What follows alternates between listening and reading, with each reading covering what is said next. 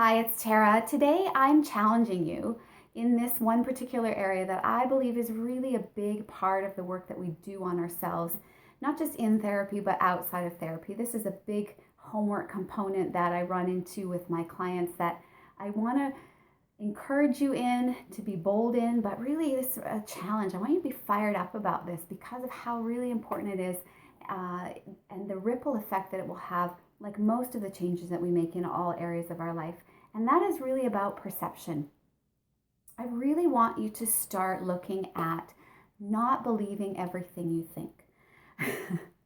And it's one of my favorite phrases because really what we perceive to be true is not necessarily the truth.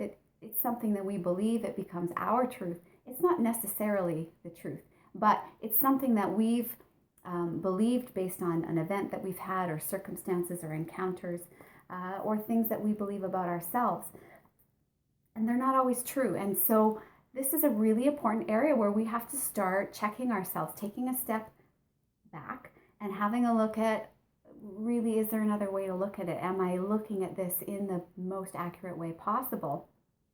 Because it's important to understand that our perceptions are shaped by a lot of our earlier experiences, certainly a lot of our negative experiences, and we start creating a framework for how we look at the world. Now, for sure, we know that how we perceive ourselves is not how others perceive us. So there is an inaccuracy even just in what we think about ourselves. I think this is the most important area to do the work on, to really not believe what you think about yourself. And in this area, we often refer to this as this area of irrational beliefs. And that is a series of beliefs that we've adopted to be truth, that we perceive to be the truth about ourselves, that are not true at all. And often these will come from our childhood or times of our lives where we've been vulnerable and somebody has said something to us that really left an imprint because of how negative it was, and we've held on to it and we've believed that it's true about ourselves. And this is a big area where certainly we need to do the work in session to work through whatever those incidents were. If they're still holding, if there was trauma involved, we want to be able to kind of work through those. But outside of session, in all of the rest of the hours of your week, this is a constant area of checking and scanning and really building awareness. Not just building awareness, but being able to reject the things about you that are not true. And a lot of us need help in this area, but this is an area that we really need to be defensive about for ourselves, because often we'll adopt something that somebody said, a label that they put on us, and it limits us. It limits us in every area of potential that we hope to make movement, to make progress in. So this is an area I want you to get worked up about. What's it going to take for you to start challenging those irrational beliefs, those things about yourself that are not true? And they're not true because when you check in with people that know you, that see you, care about you, they're not resonating with that. They're saying that's not true. But you're adopting it as if it is. You're believing it and holding on to it instead of getting upset about it and getting defiant and really getting fired up about this. And for a lot of people, if somebody talked to our child that way, if somebody talked to somebody we really cared about that way, if somebody kicked our dog, we would rise up and we would be furious and we would defend them and take a stand against this and really reject that notion of whatever that statement or that label is. But we don't do it for ourselves. If you don't do it for yourself, if you don't care enough about yourself and where you need to go in this life to do it, nobody's going to come do it for you. You have to get bold and courageous and feisty about this in your life and really start challenging and rejecting the things that are not true about you, that you have chosen to believe and hold on to over time. Because I guarantee if somebody came up to your kid and said that they were a loser or that they were stupid or that they were not good enough or all of these things that you say to yourself or that you believe about yourself about not being worthy or not being enough, garbage. You need to get so pissed about this that you refuse to accept it any longer. And this is the challenge I have for you. I want you to take the next 30 days and really bring awareness into this area. How are you talking to yourself?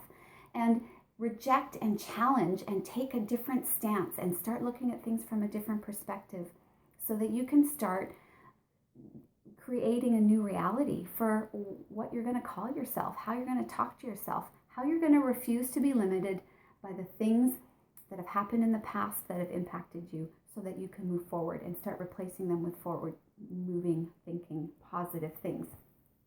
The other area this is going to hurt you in is every relationship that you have, because if your perception of yourself is distorted, if it's twisted, your perception of other events and of your interactions with other people is going to be the same way. And so every time you feel defensive, every time you feel wounded, every time you feel offended, these are opportunities, instead of reacting, to take a step and check your perspective, check your perception again. Don't believe that what you think is true. Take another viewpoint, have another look at it.